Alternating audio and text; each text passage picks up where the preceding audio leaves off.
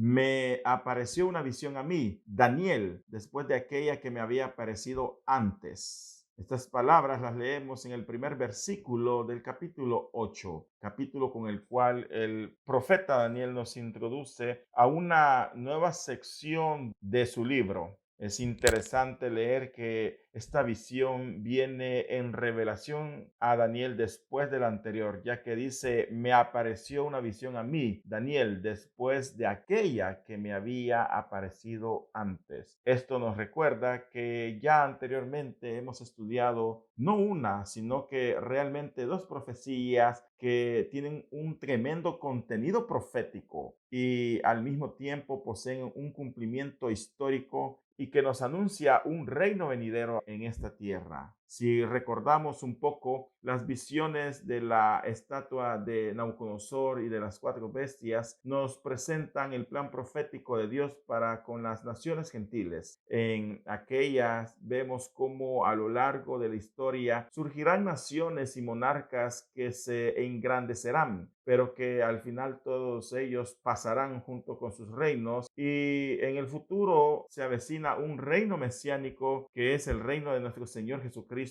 el cual habrá de prevalecer al final de todos los tiempos escatológicos. Las profecías anteriormente estudiadas se encuentran en lengua aramea y presentan dichos planes proféticos que Dios ha establecido para las naciones gentiles. Sin embargo, a partir del capítulo 8 ya se inicia una nueva sección de visiones y profecías concernientes al plan profético de Dios para con la nación de Israel. De hecho, desde este capítulo 8 hasta Daniel capítulo 12, versículo 13, vamos a encontrar esta sección escrita en lengua hebrea, ya que definitivamente el mensaje está dirigido al pueblo de Israel y los planes que Dios tiene con ellos. Recordemos que estamos estudiando la serie de los profetas mayores y ahora vamos a continuar con esta sección del libro de Daniel, con la visión que se conoce como la visión del carnero y el macho cabrillo.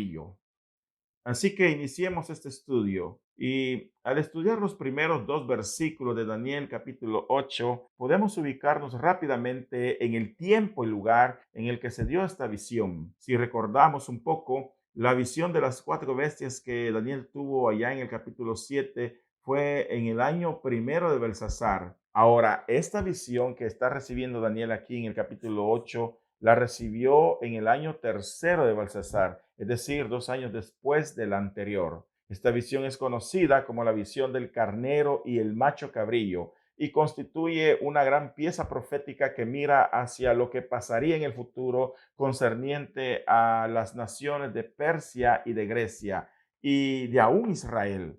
Ahora, para empezar, Daniel nos especifica cómo, cuándo y dónde recibe esta visión. Leamos Daniel capítulo 8, versículos que van del 1 al 2, que dicen de la siguiente manera: en el año tercero del reinado del rey Belsasar, me apareció una visión a mí, Daniel, después de aquella que me había aparecido antes. Vi en visión y cuando la vi, yo estaba en Susa, que es la capital del reino de la provincia de Elam. Vi pues en visión estando junto al río Ulai. Fue en el año tercero del reinado de Belsasar que Daniel recibió esta visión. Es decir, aún no había ocurrido todavía la caída de Babilonia. Fue estando Daniel en Susa, la capital del reino de la provincia de Elam, que él recibió esta visión estando él junto al río Ulai. Elam fue una región fronteriza con el bajo río Tigris al oeste y con Media al noreste. Su antigua capital fue Susa, la cual en el futuro llegaría a ser una de las principales capitales del imperio persa, donde sus reyes pasarían 3 meses del año. Fue allí donde Daniel recibe su visión. Algunos han llegado a opinar que para recibir esta visión Daniel no se encontraba físicamente en Susa, sino que fue llevado en el espíritu hasta ese lugar, ya que, como podemos observar en el mapa, Elam se encontraba a una gran distancia de Babilonia. Sin embargo, tampoco es difícil creer que Daniel, como un funcionario de Babilonia, no pudiese encontrarse en dicho lugar en algún tipo de tarea administrativa. Aparte de todo esto, también es interesante ver que en el caso de la visión de las cuatro bestias, la revelación Daniel la recibe estando dormido, en sueños. Sin embargo, pareciera que esta visión que vamos a considerar ahora en el capítulo número 8, Daniel la recibe estando despierto.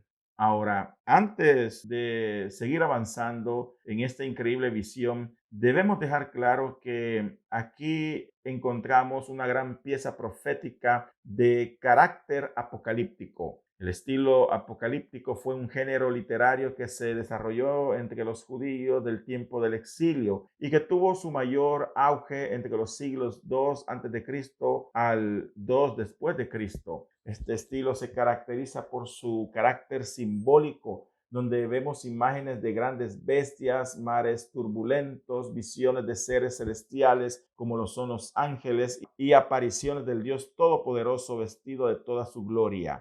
En algunos libros del Antiguo Testamento encontramos secciones de carácter apocalíptico, como lo son Ezequiel y Zacarías. Y aquí en Daniel podemos considerar varias profecías de carácter apocalíptico. El estilo apocalíptico presenta profecías que hablan de un futuro escatológico, en ocasiones de carácter mesiánico y caracterizado por un ángel o ser celestial que sirve de intérprete al profeta que recibe dicha visión. Y en este capítulo 8 que estamos estudiando, todo esto se cumple. De hecho, aún el ángel que funge como intérprete celestial recibe un nombre, el nombre de Gabriel, el mismo ángel que anunciaría el nacimiento de Juan el Bautista y el Señor Jesucristo allá en los evangelios sinópticos. Por eso, a partir del versículo 15 de este capítulo 8 que vamos a estudiar, encontraremos la aparición del ángel Gabriel, quien explicaría al profeta esta visión que Daniel recibe. Esto lo podemos leer allá en Daniel capítulo 8 a partir del versículo 15. Leamos versículos 15 y 19 que dice de la siguiente manera: y aconteció que mientras yo, Daniel, consideraba la visión y procuraba comprenderla, aquí se puso delante de mí uno con apariencia de hombre, y oí una voz de hombre entre las riberas del Ulai, que gritó y dijo: Gabriel, enseña a este la visión. Vino luego cerca de donde yo estaba, y con su venida me asombré y me postré sobre mi rostro. Pero él me dijo: entiende, hijo de hombre, porque la visión es para el tiempo del fin. Mientras él hablaba conmigo, caí dormido en tierra sobre mi rostro, y él me tocó y me hizo entrar en pie. Y dijo: he aquí, yo te enseñaré lo que ha de venir al fin de la ira, porque eso es para el tiempo del fin. Estas fueron las palabras que Gabriel dirigió a Daniel concerniente a la visión que él había recibido. Y a partir de aquí él se va a dedicar a darle una explicación detallada en cuanto a lo que él está viendo. Así que de esta forma vemos cómo la profecía es explicada por el ángel Gabriel al profeta que la está recibiendo. En este caso es Daniel. Luego, si volvemos a los primeros versículos, lo primero que Daniel ve en su visión es un carnero. Y esto se nos dice allá en Daniel capítulo 8, versículos que van del 3 al 4, que leemos de la siguiente manera. Dice: alcé los ojos y miré. Así comienza esta visión con estas palabras: alcé los ojos y miré. Es interesante ver la manera de cómo esta increíble visión comienza. Daniel alzó sus ojos y vio. Definitivamente estas palabras encierran admiración y sorpresa de parte del que recibe súbitamente esta visión. Así que de esta manera Daniel dice: alcé los ojos y miré. Y luego dice: y he aquí un carnero que estaba delante del río y tenía dos cuernos, y aunque los cuernos eran altos, uno era más alto que el otro, y el más alto creció después. Vi que el carnero hería con los cuernos al poniente, al norte y al sur, y que ninguna bestia podía parar delante de él, ni había quien escapase de su poder, y hacía conforme a su voluntad y se engrandecía. Ahora, La interpretación de dicha visión se le da a Daniel por medio del ángel Gabriel, y esto lo podemos encontrar allá en Daniel capítulo 8, versículos que van del 15 al 17. Aquí Gabriel le explica a Daniel el significado de esta visión. Dice Daniel capítulo 8, versículo 15 al 17.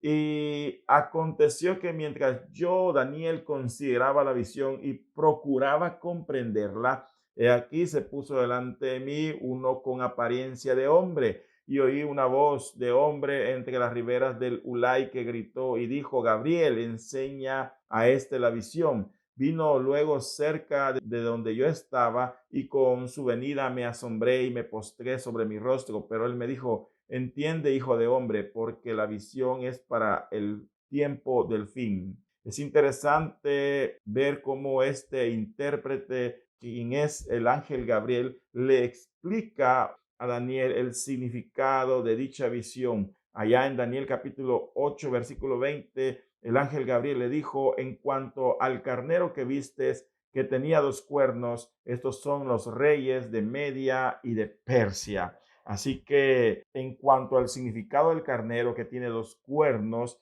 esta visión significa o representa, mejor dicho, a los reyes de Media y de Persia. Por tanto, podemos entender que el carnero representa al imperio medo-persa, y según la descripción, este carnero tenía dos cuernos, algo normal en tal animal. Pero lo curioso es que uno de los cuernos creció y se hizo más alto que el otro. La historia confirma que los medos llegaron a ser un poderío de mayor importancia que los persas allá en el siglo 7 a.C. Tal fue así que en el año 612 a.C., los medos hicieron una alianza con los babilónicos y capturaron la ciudad de Nínive. Pero con el ascenso de Ciro el Grande, los persas crecieron en influencia, y allá por el año 550 a.C. tomaron control de Media, cumpliéndose así la profecía donde un cuerno llegó a crecer más alto que el otro. Definitivamente los dos cuernos representan a cada una de estas naciones, y el crecimiento de un cuerno más que del otro representa el crecimiento e influencia y poder que Persia tendría con respecto a Media. La unión de los medos y los persas en un solo imperio creó un ejército poderoso que conquistó toda Asia Menor, la región de Siria, Armenia, Egipto, y se extendió hasta Etiopía. Ninguna nación de aquel entonces tuvo fuerza o la capacidad para detener el empuje de los medos y los persas, tal y como el mismo versículo 4 nos dice, cuando dice que vio que el carnero hería con los cuernos al poniente, al norte y al sur, y que ninguna bestia podía parar delante de él, ni había quien escapase de su poder, y hacía conforme a su voluntad y se engrandecía. Así que de esta manera esta bestia creció en poder, este carnero creció en poder,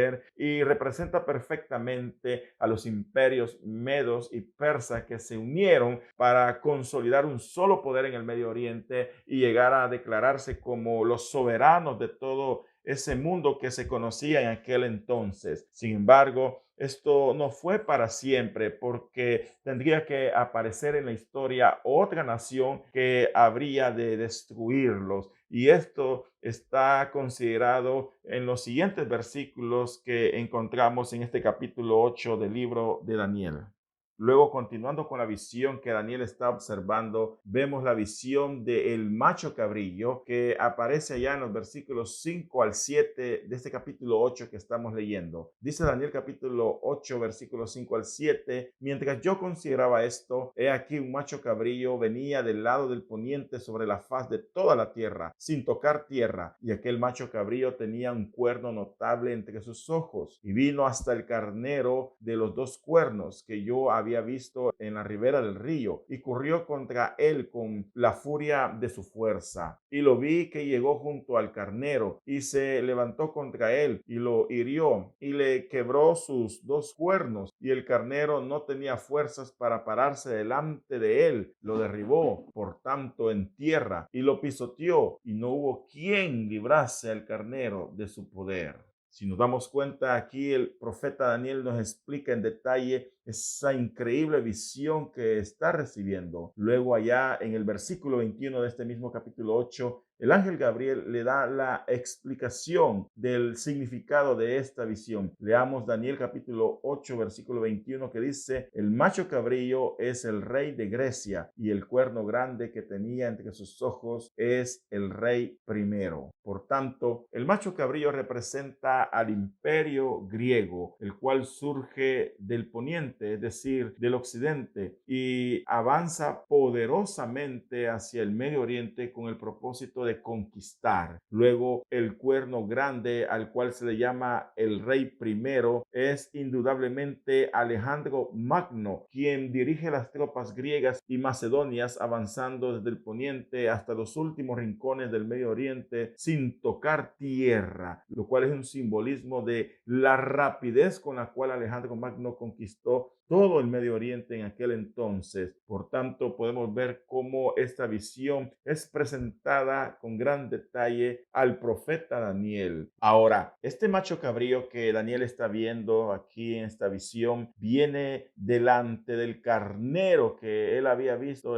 en la primera parte de su visión, y este macho cabrío lo derrota con un gran estruendo, como dice el texto que leímos: y lo vi que llegó junto al carnero y se levantó contra él y lo hirió y le quebró sus dos cuernos, y el carnero no tenía fuerza para pararse delante de él, lo derribó por tanto en tierra y lo pisoteó, y no hubo quien librase al carnero de su poder.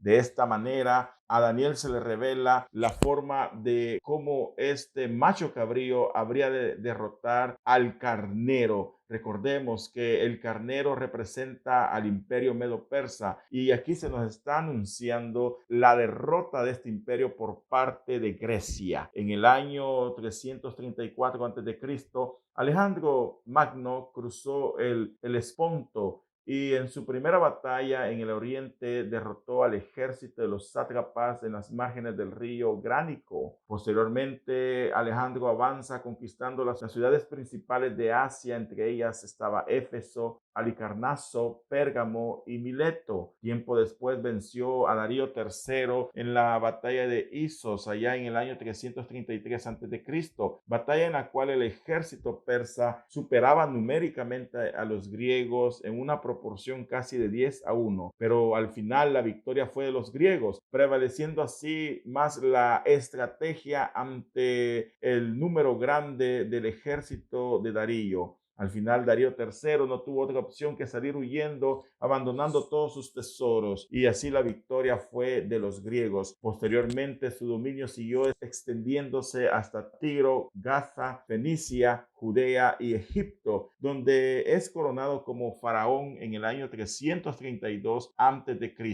Finalmente, en el año 331 a.C., derrotaron de manera aplastante al grueso de las fuerzas medo-persas en la famosa guerra de Gaugamela a orillas del río Tigris, donde Darío III logra escapar a duras penas y Alejandro logra tomar Babilonia. Luego las fuerzas griegas tomaron Susa, la capital del reino. Darío logra escapar nuevamente con el objetivo de reorganizar su ejército para contraatacar, pero este es asesinado por sus nobles, y Alejandro decide honrar el cuerpo de Darío dándole un funeral digno de un rey. De esta manera llegó a su fin la dinastía aquedémica de los persas, cumpliéndose de esta forma la profecía donde el carnero fue herido, sus cuernos fueron quebrados y cayó al suelo y fue pisoteado, y no hubo quien lo librase del poder del macho cabrillo.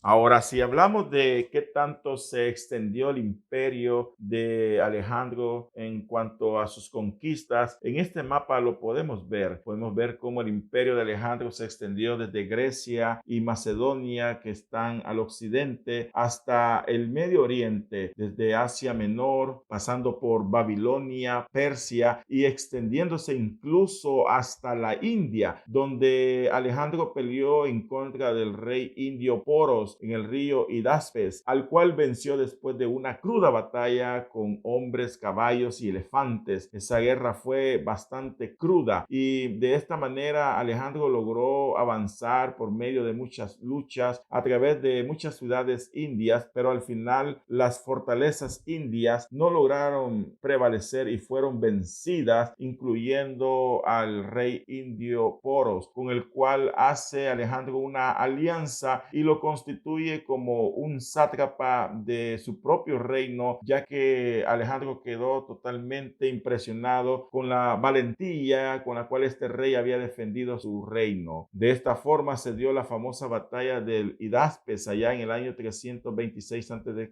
donde Alejandro Magno fue el vencedor. De ahí la historia cuenta que el imperio de Magadha, gobernado por la dinastía Nanda allá en la India, temiendo que Alejandro siguiese expandiéndose a través de sus muchas conquistas por el territorio indio, ellos decidieron reorganizarse con un gran ejército y le hicieron frente a las tropas de Alejandro Magno. Los soldados griegos, cuando vieron aquel imponente ejército que se había levantado de los indios, cansados de una larga campaña militar, decidieron amotinarse en contra de Alejandro y este no tuvo otra opción que regresar a Babilonia. De esta manera se extendió de forma increíble y muy rápida el gran imperio de Alejandro Magno, desde Grecia y Macedonia, pasando por Asia Menor, Babilonia, Persia, hasta la India. Ahora, si continuamos con el relato del texto que estamos leyendo, llegamos al versículo 8 y leamos solo la primera parte de este versículo. Dice: y el macho cabrío se engrandeció sobremanera, pero estando en su mayor fuerza, aquel gran cuerno fue quebrado. Con estas palabras, al profeta se le anuncia la muerte de Alejandro Magno. Y de acuerdo a la historia, Alejandro Magno murió de manera repentina en Babilonia en el año 323 a.C., cuando se encontraba en el cenit de su carrera política y militar. Su vida fue truncada de manera misteriosa antes de cumplir los 33 años de edad. La razón de su muerte es un misterio. Las teorías van desde envenenamiento hasta muerte por una enfermedad como pudo haber sido la malaria o la fiebre del Nilo. Como haya sido, aquel gran cuerno que se había engrandecido en sobremanera fue quebrado y la vida de este prominente hombre, Alejandro Magno, llegó a su fin de manera abrupta e inesperada. Y esto es profetizado en la primera parte de este versículo 8 del capítulo 8 del libro de Daniel que estamos estudiando. Ahora, si continuamos estudiando este mismo versículo 8, específicamente la segunda parte del mismo o la parte final del mismo, nos proporciona un detalle muy interesante que también tiene un cumplimiento exacto en la historia. Si recordamos la primera parte del versículo 8, profetiza la muerte repentina de Alejandro Magno, ya que nos dice: y el macho cabrío se engrandeció sobremanera, pero estando en su mayor fuerza, aquel gran cuerno fue quebrado. Así lo leímos anteriormente. Sin embargo, la segunda parte de este versículo se nos dice que ante el quebrantamiento del gran cuerno se levantarían otros 4 cuernos. Y esto lo leemos textualmente de la siguiente manera: y en su lugar salieron otros 4 cuernos notables hacia los 4 vientos del cielo. Así dice este texto. Ahora, la interpretación de este versículo 8 la encontramos en el versículo 22, donde el ángel Gabriel le da la explicación al profeta. Dice Daniel capítulo 8, versículo 22: y en cuanto al cuerno que fue quebrado y sucedieron 4 en su lugar, significa que 4 reinos se levantarán de esa nación, aunque no con la fuerza de él. Así que aquí podemos encontrar la interpretación de esta profecía. Si tratamos de entender todo esto desde la perspectiva histórica, podemos llegar a comprender que a la muerte de Alejandro Magno allá en el año 323 a.C.,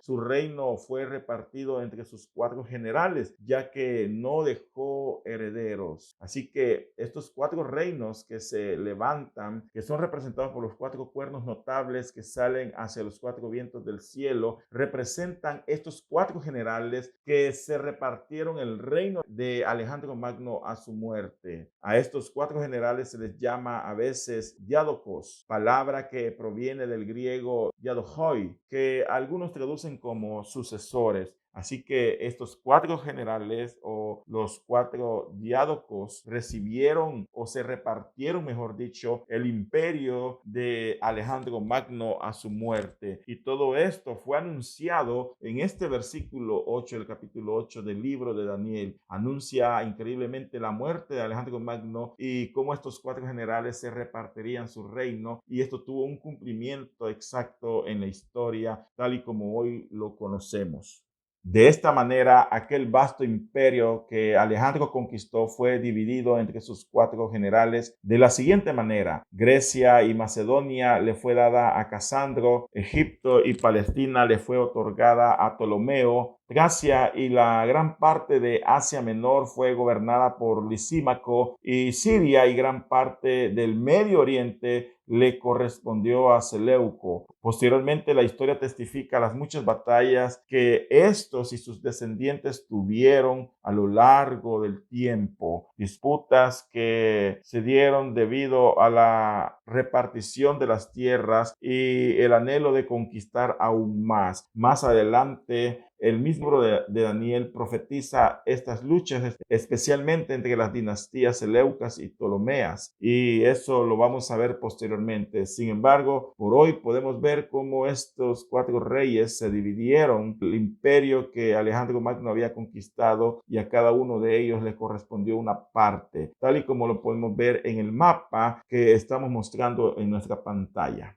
Luego, continuando con esta profecía, llegamos hasta el versículo número 9 de este capítulo número 8 que estamos estudiando. El versículo número 9 dice: y de uno de ellos salió un cuerno pequeño que creció mucho al sur y al oriente y hacia la tierra gloriosa. Este cuerno pequeño que creció mucho hacia el sur y al oriente y hacia la tierra gloriosa representa a otro rey de la historia, y hablamos específicamente de Antíoco IV Epífanes de la dinastía Seleucida, quien reinó en Siria entre los años 175 al 163 antes de Cristo. Su nombre Epífanes significa Dios exaltado. Y si hay algo que caracterizó a Antíoco Epífanes, fue su odio y persecución en contra de los judíos. En el año 168 antes de Cristo, Antíoco decidió invadir Egipto al ver que sus intenciones de controlar a su monarquía habían fracasado. En el pasado hubieron constantes luchas entre los reyes de Siria y Egipto, y con Antíoco Epífanes no fue la excepción. Sin embargo,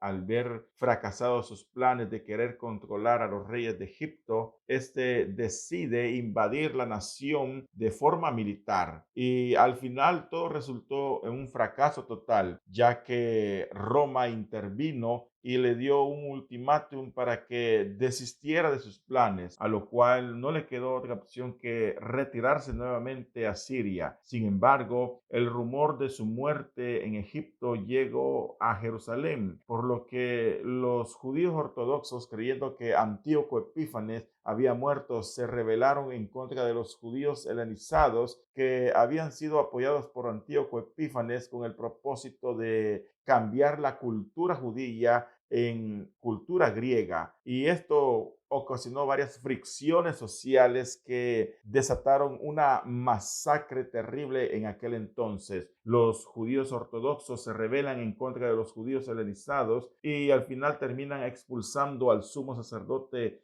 Menelao, que era un sumo sacerdote que el mismo Antíoco Epífanes había colocado en el poder en aquel entonces. Esta revuelta fue consecuencia, como ya lo dijimos, de una presión social que comenzó con la influencia helenística sobre los judíos. Además, el templo ya anteriormente había sido profanado por Antíoco Epífanes. De hecho, había sacrificado en el altar un cerdo en honor a su dios Zeus y también había apagado todas las lámparas que continuamente alumbraban dentro del templo. Conocedor de esta situación, Antíoco Epífanes vuelve toda su ira hacia Jerusalén y al llegar a la ciudad desata una terrible matanza y persecución en contra de los judíos ortodoxos. Estos conflictos en contra de los judíos es anunciado aquí en este pasaje de Daniel en el capítulo 8, versículos que van del 10 al 11. Estos dicen de la siguiente manera: y se engrandeció hasta el ejército del cielo, y parte del ejército y de las estrellas echó por tierra y las pisoteó. Aún se engrandeció contra el príncipe de los ejércitos, y por él fue quitado el continuo sacrificio, y el lugar de su sacrificio fue echado por tierra. Y a causa de la prevaricación le fue entregado el ejército junto con el continuo sacrificio, y echó por tierra la verdad e hizo cuanto quiso y prosperó. Como leemos en estos versículos, este rey sirio llamado Antíoco Epífanes se engrandeció en gran manera, asolando al ejército del cielo, es decir, a los judíos ortodoxos, y profanó el templo, y aún sobre el mismo príncipe de los ejércitos, que no es más que nuestro Dios todopoderoso. Este rey altivo se atrevió a enaltecerse y quiso destruir su culto para siempre, sustituyendo las tradiciones religiosas de Israel por las prácticas religiosas politeístas y la misma cultura griega. Sin embargo, sus planes no habrían de prosperar.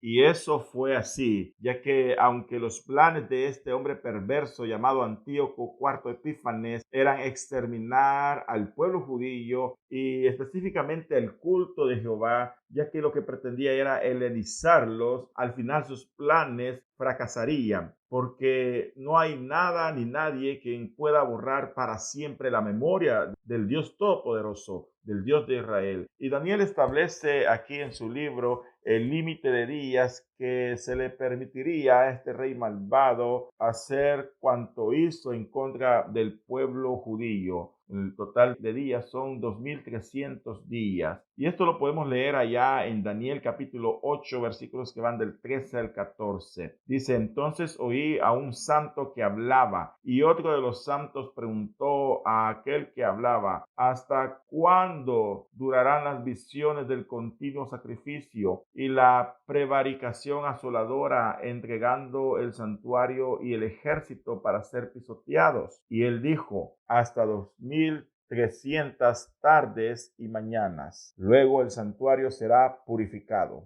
El santo que habla y el otro santo que le pregunta en este texto, definitivamente los podemos identificar como ángeles o seres celestiales. Y prácticamente la pregunta es: ¿hasta cuándo durarán las prevaricaciones? Es decir, el asolamiento y la profanación que este rey malvado hizo al templo y las persecuciones que desató en contra del pueblo judío, el cual sufrió mucho durante todo este periodo. La respuesta a esta pregunta es que duraría 2300 tardes y mañanas, es decir, 2300 días.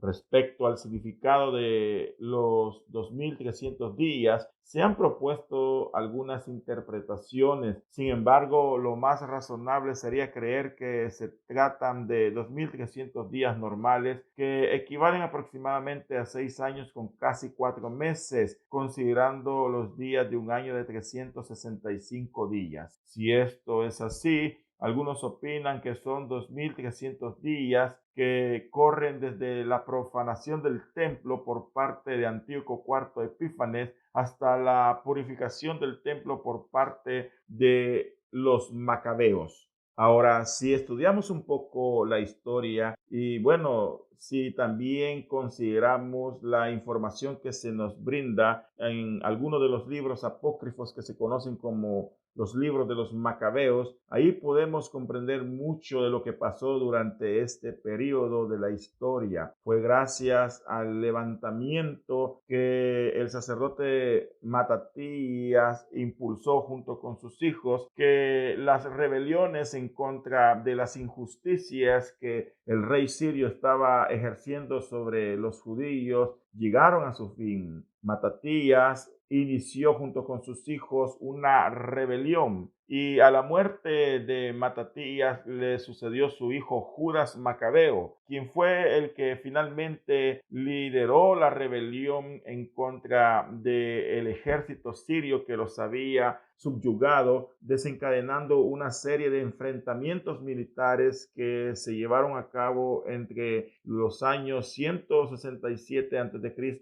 hasta el año 160 a.C. El templo logró ser purificado en el año 164 a.C., estableciendo en ese momento la famosa fiesta del Hanukkah o la fiesta de las luces, tal y como ahora se le conoce. Y si partimos de este año en el cual el templo fue purificado y partimos del año 164 a.C. y retrocedemos y le descontamos los 2300 días, llegaríamos aproximadamente al año 171 a.C., fecha en la que algunos opinan que murió el sumo sacerdote Onías III, quien fue el verdadero sumo sacerdote en aquel entonces, pero que fue depuesto por Antíoco IV Epífanes en el año 174. Y desde ese momento Antíoco Epífanes colocó sus propios sumos sacerdotes. Ahora, la fecha de la muerte del sumo sacerdote Onías III es todavía un misterio. Algunos opinan que fue en el año 171 a.C., pero esta fecha no es del todo precisa. Así que algunos opinan que estos 2300 días encajan perfectamente en este periodo desde el momento en el que el sumo sacerdote Onías III muere hasta la fecha en la cual los macabeos logran purificar el templo en el año 164 a.C.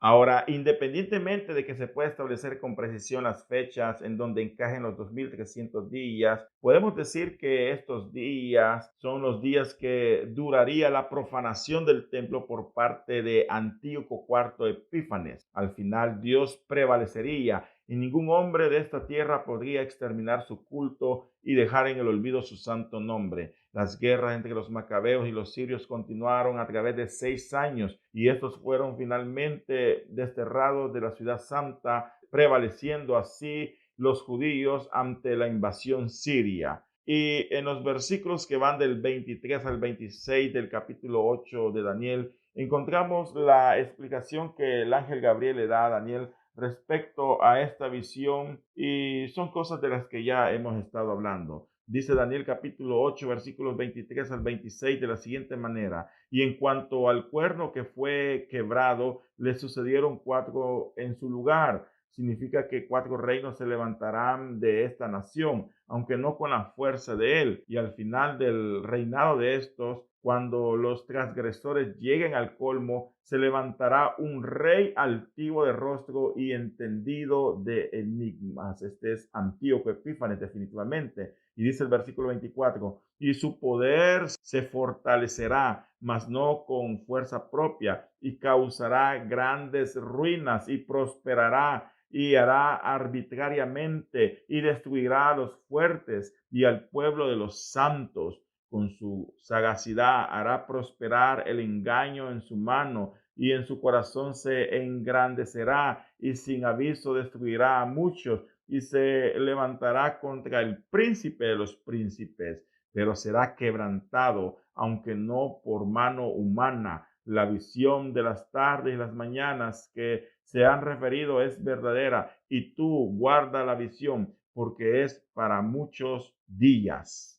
De esta manera podemos ver cómo esta increíble visión profética que Daniel se le otorgó en este momento tiene un increíble cumplimiento en la historia. mostrándonos lo veraz y precisa que es la palabra inspirada por el Espíritu Santo. Así que la explicación que el ángel Gabriel le da a Daniel es bastante precisa, tiene bastantes detalles de carácter histórico, los cuales definitivamente son demostrados por la ciencia, ya que se encuentran registrados en la historia. Al final, este hombre tirano fue derrotado, aunque intentó destruir al pueblo judío, aunque trató de exterminar el culto a Jehová y borrar de la memoria de los hombres su santo nombre. Al final fracasó y no prevaleció porque no estaba luchando contra cualquier nación o cualquier hombre, estaba tratando de luchar en contra del Dios Todopoderoso, de vencerlo. Pero ¿quién podrá vencer el brazo poderoso de Jehová de los ejércitos? Todo esto nos enseña el plan profético que Dios tiene con la nación de Israel, ya que en los capítulos anteriores consideramos el plan profético de Dios para con las naciones gentiles, pero ahora estamos considerando el plan profético de Dios con respecto a Israel. Y aunque este periodo de la historia fue bastante duro para Israel y parecía que a lo mejor ellos iban a ser exterminados, pero vemos cómo la mano de Dios prevaleció, favoreciéndolos, fortaleciéndoles, y por medio del movimiento de los macabeos, ellos pudieron ser liberados de aquel oprobio, y así el nombre del Señor fue engrandecido, y aquel rey malvado, Antíoco IV Epífanes, fue derrotado y totalmente humillado, porque no hay nadie que pueda en contra de los designios poderosos del Señor.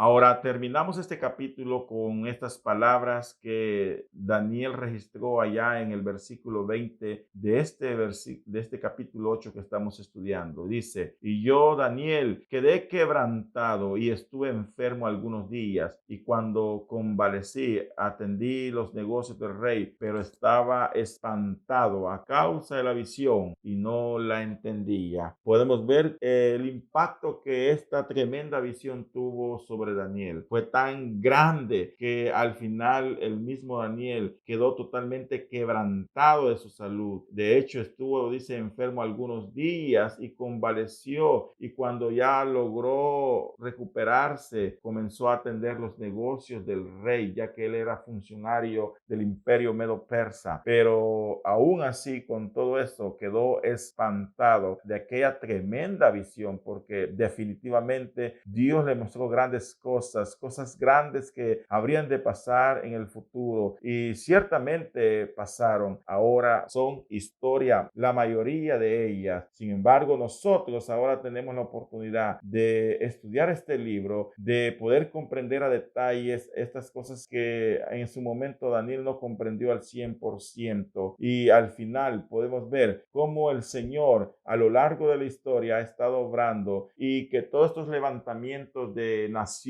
que surgen o luchas internas están dentro de un plan que Dios ha trazado perfectamente, plan en los cuales también incluye a su pueblo, incluyó a Israel, y de igual manera hoy nos incluye a cada uno de nosotros en estos postreros tiempos en los cuales esperamos pacientemente el regreso de nuestro Señor Jesucristo, porque Jesucristo un día habrá de regresar, y nosotros esperamos pacientemente el cumplimiento de esa promesa, promesas que habrán de cumplirse. Y aunque el mundo se mueva en un sinfín de luchas, contiendas, levantamientos de reyes, caída de reyes y luchas internas, nosotros los creyentes, los que hemos confiado en Cristo, los que hemos creído en su palabra, seguimos esperando pacientemente el cumplimiento de muchas de sus promesas, porque su palabra es verdadera y ciertamente habrá de cumplirse. Así que por hoy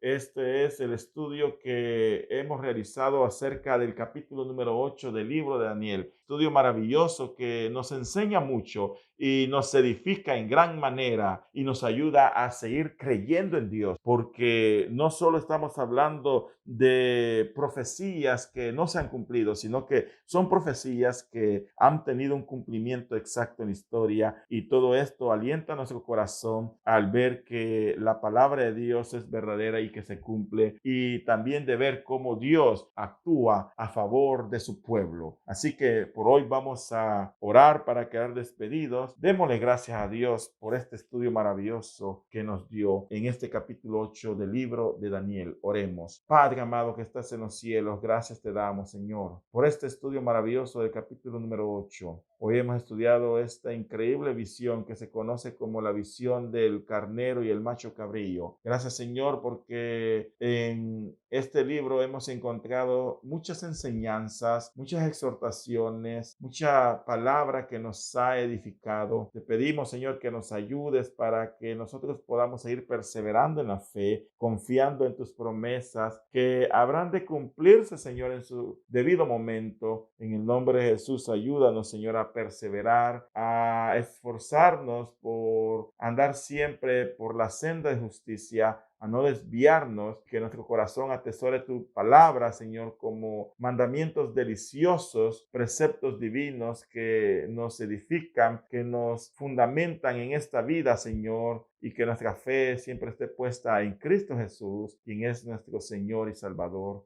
En el nombre de Jesús oramos. Amén y amén.